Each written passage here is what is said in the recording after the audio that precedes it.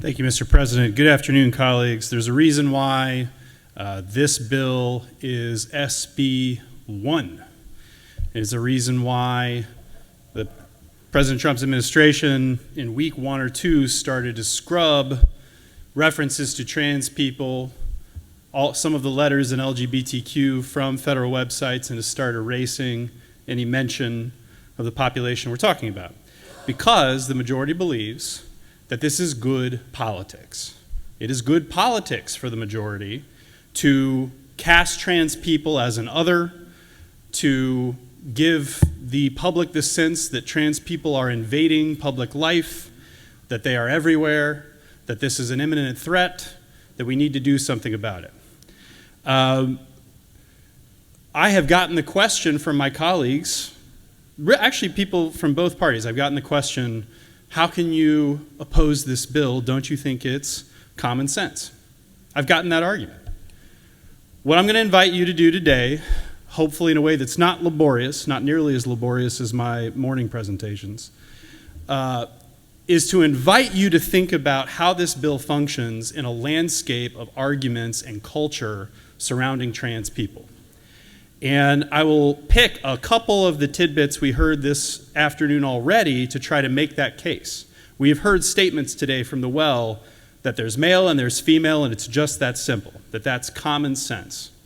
We have heard from the well in response to a question about parent confusion.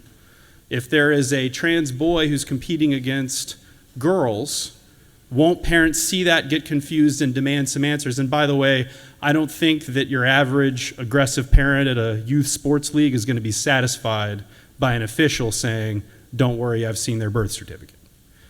These are social conflicts that go beyond facts. How many of you have faith in your nearest and dearest voters to tell you the exact correct version of the facts, or when you tell them the facts, for them to say, you know what, you're right. I'm sorry, I didn't know the facts. This bill cultivates, it inflames social conflict and social distrust. Now, I want to commend the majority only in this very narrow way on political calculus. From a cynical, strategic standpoint, the majority has picked the one issue in the universe of trans issues that is likeliest to inflame the public, that is likeliest to produce the highest public opinion support number. And why is that? Because in the trans sports setting, trans people are competing directly against other people. Inherent in the sports is the competition. It's you or me. It is us or them. So that framing allows people, authorizes people to think about themselves in competition with trans people. It normalizes that way of thinking. For us to make the trans issues in the universe completely about sports is actually a narrative framing technique to pretend that we are always in competition with trans people. So I really want you to think about this.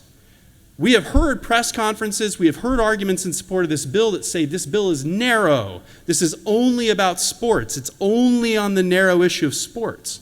But think about what that does to the conversation. It makes the entire conversation sports. It makes the entire conversation competition.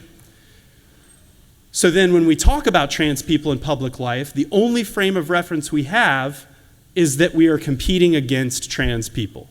We are not talking about violence that is disproportionately high against trans people.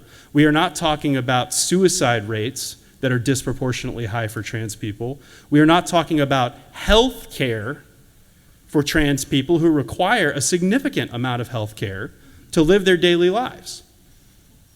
And whatever you think about the mental health of a trans person, whatever side of the aisle you're on, you have to admit that healthcare is critical for trans people. This should be a public policy priority for us, but we're not talking about any of those things when we're talking about sports. And when we run out of college sports to talk about because the NCAA is already making rules, what do we have to do? We have to go find other sports to talk about, which is why we're talking about elementary school sports. And we hear committee testimony. Well, we're not really quite sure if there's trans kids who qualify that this bill will address, but let's make a state law anyway.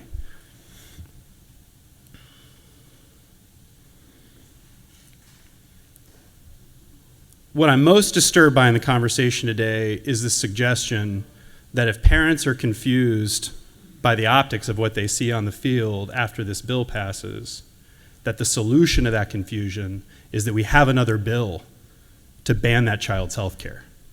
That wasn't the way that was said explicitly from the well today, but that's what it meant. Well, if those parents are confused, there's some other recourse, there might be some other bill to address that underlying confusion.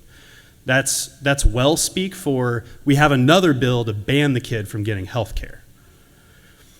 I've said this a couple of years ago and I'll say it again. There are doors at the back of the chamber that are big and imposing, and by Senate rules, those doors separate us from the parents of the trans children who go to their parents at a very young age. I mean, look, there are people in this room who don't want to believe that. But if you've had a child come to you and say, I don't feel safe or at home in my own body, I want to be a girl or I feel like a girl, and that happens for weeks and months and years on end, at some point, what do you love more? The child or the ideology? Those parents in the hallway made the decision to love the child more and to deal with the reality that their child is just not going to be what they thought they were going to be. Those kids need health care. So maybe you'll win the sports issue. I mean, you might.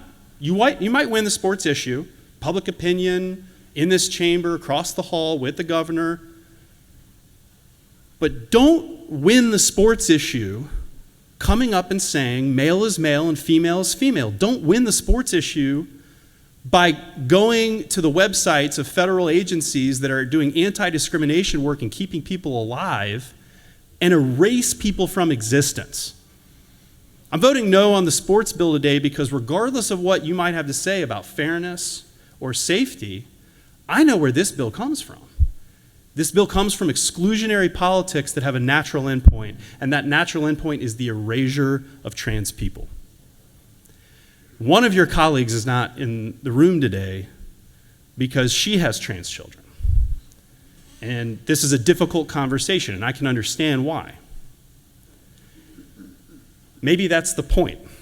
Maybe at the end of the day, what we're really looking for, and when I say we, it's the majority, is silence on this issue. Not be seen, not be heard, not be felt. Some trans people get that message, take matters in their own hands, and take their own lives. When society says, we don't want to see you or hear you, that is what they are driven to do. So, again, any bill, any vote is always what's in front of you. This is a bill about sports. But we wouldn't be doing our jobs, all of us in this chamber for Georgians, if we didn't see, hear, and value the lives of every single person who we represent. In that spirit, I ask you to vote no. Thank you, Mr. President. Senators yielded the well. The chair recognizes